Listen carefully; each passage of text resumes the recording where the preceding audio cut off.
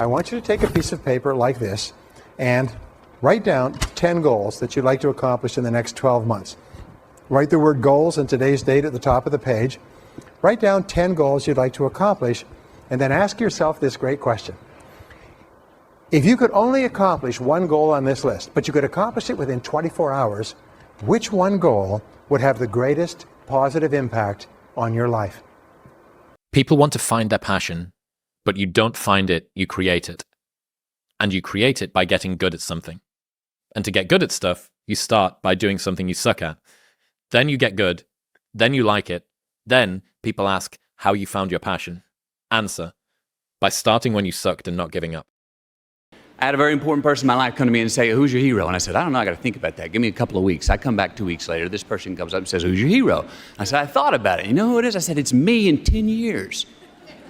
So I turned 25 10 years later. That same person comes to me and goes, so are you a hero? And I was like, not even close. No. She said, why? I said, because my hero is me at 35. So you see, every day, every week, every month, and every year of my life, my hero is always 10 years away. I'm never going to be my hero. I'm not going to attain that. I know I'm not. And that's just fine with me because that keeps me with somebody to keep on chasing. People struggle to do things alone. And the path of the exceptional person is one of an exception, which means that you are not with other people. And rather than fighting that or bemoaning it, see it as an indicator that you're on the right path. Because if everyone else were cheering you on, then it means you're not in the right place, because it means you're just like everyone else, and that's not where you want to be. The biggest mistake a person can do right now, no matter in which situation you are, is to give up. I found peace years ago. In the battle, you find peace. When you go to war with yourself, you find a lot of peace because you know exactly who you are. And that is where the peace is really found for me. If you want some kind of a good outcome, you're going to have to work hard for it. And if you don't work hard for something, you're not going to get an outcome that's really worth much. 99% of people in the world are convinced that they're incapable of achieving great things, so they aim for the mediocre. The level of competition is thus fiercest for realistic goals, paradoxically making them the most time and energy consuming. If you are insecure, guess what? The rest of the world is too. Do not overestimate the competition and underestimate yourself. You are better than you think. If you give up on your dreams, what do you have left? Nothing. I can't live that way. I have to live on the edge. You know, if it wasn't bodybuilding, I'd probably be a motorcycle or cross country, jumping cars or something. I don't know, something crazy. But that's why I'm in this business. It's never been about the money. It's always been about the love of the game and the energy I gain from it. It's the truth, though. Listen, every day when you get out of bed, life's standing right there to kick you in the fucking face, man.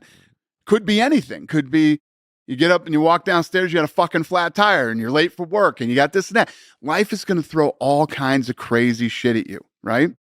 And you have to be ready for it and you got to fucking deal with it. You can't curl up into a ball. You can't run away from it. You can't hide. You have to take all this shit head on. Life, it's simply this. Every morning when you get up, say over and over to yourself, do it now, do it now, do it now. I do it now, do it now. Whenever you have this tendency to procrastinate, program your subconscious mind with this automatic conditioned command, do it now, do it now, do it now. The key to overcoming procrastination is to develop a sense of urgency. Be the kind of person who gets things done quickly. Be the kind of person who launches fast on a task. One of the ways to launch fast on a task is to take the task and break it up, what is called salami slicing it. Slice a piece of salami. You don't try to eat a whole loaf of salami, you just eat it one slice at a time.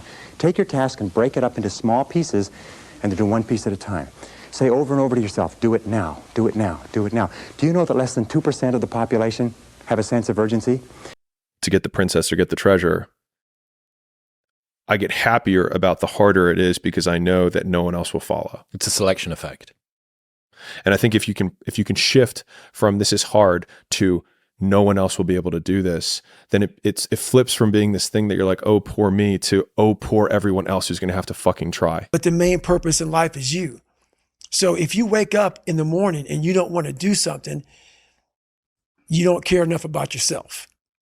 And that's what you need to really research is, man, why am I not doing this for myself? Because that is the number one purpose in life, is to better oneself.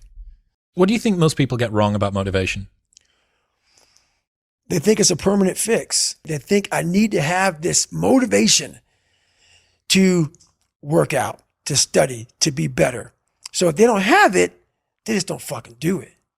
And that's where you fail. You have to learn to train your mind well beyond motivation.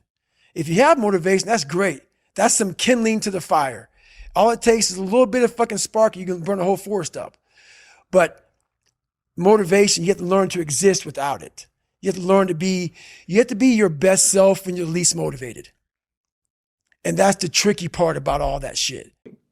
And I'm telling you from the bottom of my soul, it is so easy to beat people today. They are so soft. They have no work ethic. No one can stick with anything. Everyone's distracted. They're on social media. They're counting their fucking notifications because they can't stick with shit. They can't say no. To do anything successfully in life, you've got to want it as bad as you want to breathe. And if you want it that bad, if you're willing to give it that much, you get a big piece of what you want. And life and dreams do come true. Anything you want can happen and become a reality. I believe that sincerely, and I'll die on that thought, okay? And I say that not from something I read, that's from something I lived. Looks very ugly. There's no fucking passion. There's no fucking motivation. There's no, oh my God, man, no. It's every day of your life just doing. No passion, no discipline, no motivation. Yeah, all these words, I hate that so many people fucking use these words now because it's watered. It's someone sitting in a room by themselves and they figure themselves out and say, God, this is gonna fucking suck. Where's passion when you're 300 pounds? Where's the motivation when you can't read and write? Where is it?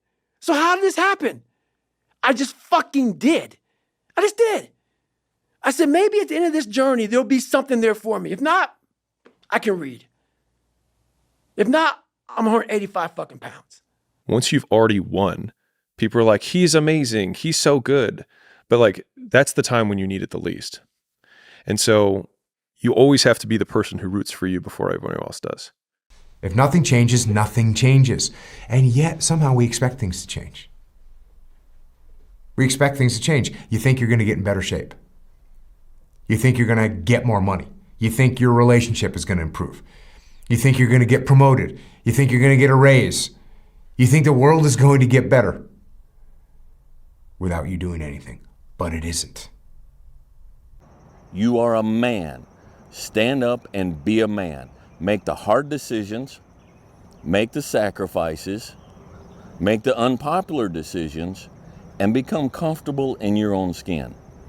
And if you are not a person that you are comfortable being alone with, that is the one person in this universe that you have full power, full right, and full responsibility to change. Okay? Life isn't fair at all. At all. So what are you going to do about it? I knew that no one was coming back to help me. No one was going to miracle me to be somebody special. Everybody that called me nigger, my dad, my mom, all my situations were on me now, and solely on me.